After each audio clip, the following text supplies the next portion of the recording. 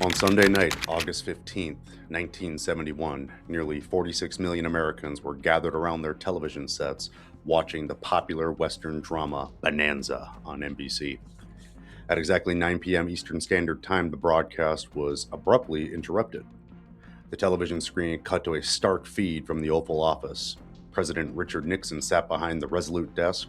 His tone was measured, calm, and reassuring. He spoke of defending American prosperity, stabilizing the domestic economy, and defending the U.S. dollar against foreign speculators. Then, tucked inside a speech billed as a temporary anti-inflation package, Nixon read 21 words that would quietly dismantle the foundation of modern civilization. I have directed Secretary Connally to suspend temporarily the convertibility of the dollar into gold or other reserve assets. To the average citizen watching at home, the announcement seemed like routine economic fine-tuning, but to central bankers in London, Paris, Tokyo, and Zurich, it was an earthquake. With that single sentence, the United States defaulted on its international treaties, severed the final link tying paper currency to physical reality, and launched the largest monetary experiment the world has ever seen. To understand why Richard Nixon was forced to make that broadcast, we have to travel back 27 years to July 1944 in the mountain resort of Bretton Woods, New Hampshire. World War II was drawing to a close. Europe and Asia lay in ruins. The United States held over 70% of the entire world's gold reserves, locked securely inside Fort Knox and the Federal Reserve Bank of New York. Delegates from 44 nations gathered at the Mount Washington Hotel to design a new global financial system. The British delegation was led by the legendary economist John Maynard Keynes, who proposed an international neutral currency called the Bancor. But the United States, holding the gold and the military might, dictated the terms. Led by Treasury official Harry Dexter White, the U.S. established the Bretton Woods Agreement. The rules were explicit. The U.S. dollar would serve as the sole anchor of world trade. The dollar would be strictly pegged to a physical gold at $35 per ounce. Every other country in the world would peg their national currency directly to the US dollar. The United States promised every nation on earth, if you hold our paper dollars, you can return them to our treasury at any time and receive pure physical gold bullion. It was a system built entirely on trust, but it had a fatal mathematical flaw baked directly into its architecture. In 1960, a Belgian-American economist named Robert Triffin stood before Congress and delivered a chilling mathematical proof that became known as the Triffin Dilemma. Triffin explained that for the global economy to expand, the world would require an ever-increasing supply of US dollars to conduct trade. But the only way the US could supply those dollars was by running perpetual trade deficits and printing more money than it held in gold. Eventually, foreign nations would hold far more paper dollars than the U.S. had gold in Fort Knox. When that day arrived, the world would realize the United States was insolvent. A catastrophic bank run would ensue, and the Bretton Woods system would implode. Triffin's warning was ignored. Throughout the 1960s, the U.S. government embarked on an unprecedented spending sprees. Lyndon B. Johnson's massive Great Society welfare programs and the escalating billions poured into the Vietnam War.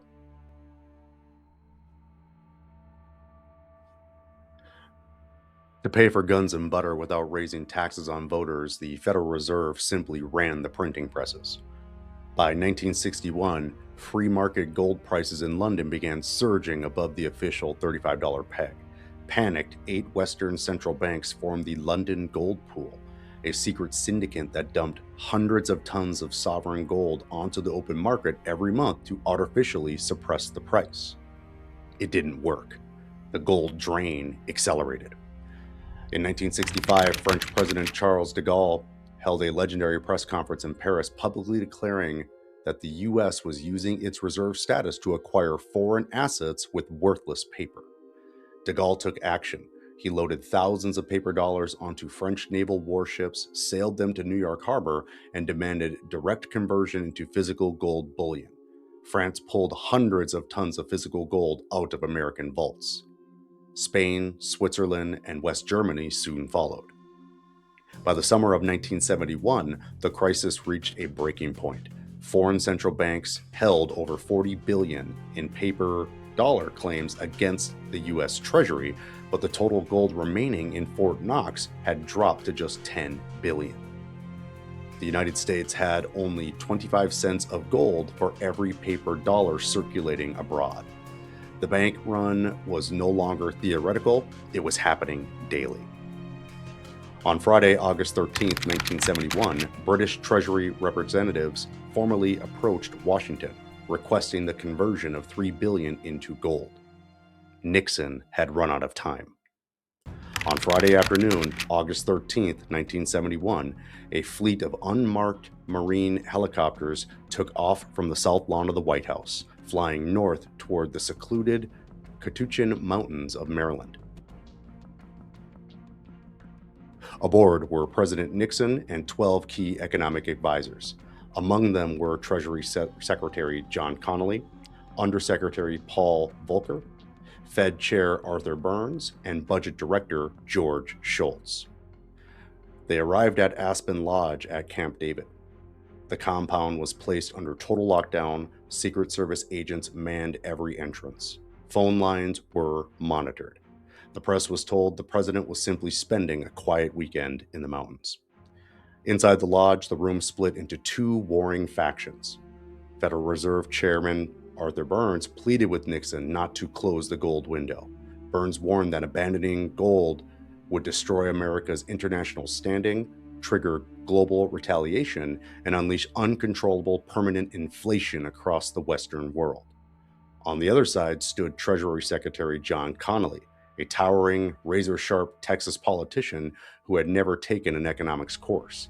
Connally didn't care about theoretical economic models. He looked at Nixon and said bluntly, "Mr. President, the foreigners are breaking our bank. Let's close the window and look out for America first." Connally famously told European finance ministers, "The dollar is our currency, but it's your problem." Nixon made his decision. Closing the gold window allowed him to artificially juice the stock market, expand the money supply, and ensure his re-election in 1972 without worrying about foreign gold redemptions. When Nixon made his broadcast on Sunday evening, he looked into the camera and promised, "Your dollar will be worth just as much tomorrow as it is today. The effect of this action will be to stabilize the dollar." It was one of the most consequential economic falsehoods ever broadcast to the public. 4 months later, in December 1971, world leaders gathered at the Smithsonian Institution in Washington to attempt a rescue pact. Nixon declared the Smithsonian Agreement the most significant monetary agreement in the history of the world. It collapsed within 15 months. By March 1973, all major currencies were forced to float against each other. The global gold standard was officially dead. With the dollar completely unbacked, foreign nations began dumping their U.S. currency. Inflation in the United States skyrocketed into double digits. Washington needed a new anchor to force the world to hold U.S. dollars. And so in 1974, Secretary of State Henry Kissinger flew to Riyadh, Saudi Arabia, to negotiate a masterstroke of geopolitical leverage, the Petrodollar Agreement.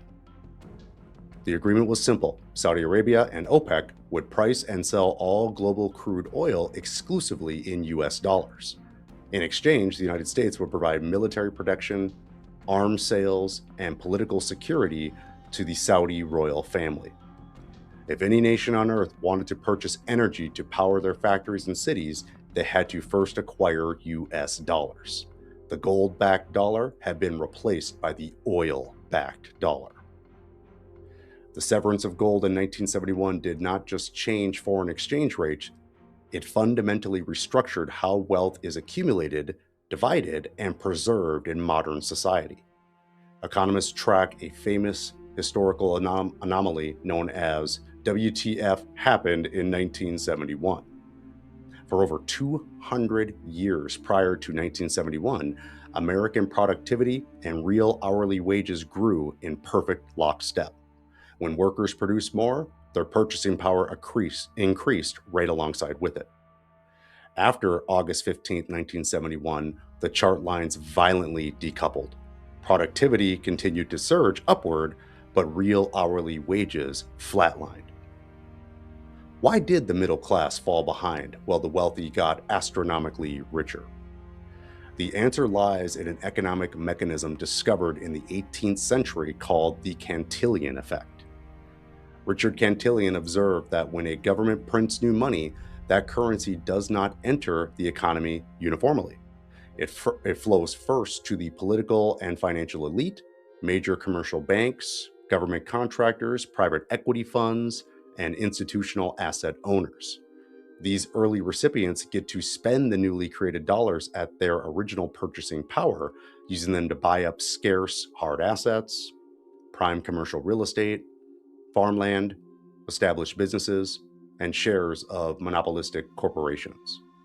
By the time the newly printed money circulates down to everyday workers in the form of wages, prices for food, housing, healthcare, and education had already inflated. The money printer acts as a giant invisible vacuum, quietly siphoning wealth away from middle-class wage earners and transferring it directly into the balance sheets of hard asset owners. Look at the numbers since 1971. In 1971, the U.S. national debt stood at $398 billion. Today, it exceeds $35 trillion. In 1971, the median American home cost $25,200, roughly 2 times the average annual salary. Today, the median home costs over $420,000, more than 6 times the median income.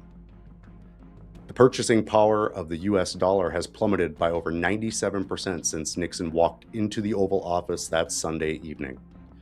Inflation is not a natural disaster. It is a calculated, regressive tax inherent to an unbacked fiat system. Those who leave their savings in commercial bank accounts are playing a game designed for them to lose. In a fiat regime, the rules of wealth are uncompromising. You do not save unbacked government debt. You accumulate the scarce productive assets that the debt must chase. The wealthy hold prime cash-flowing real estate, resilient private businesses, precious metals, and sovereign stores of value that cannot be diluted by an executive signature at a mountain retreat. Nixon's temporary suspension became the permanent reality of our lives. The question is, are you working for a currency engineered to dissolve, or are you building the wealth that survives it?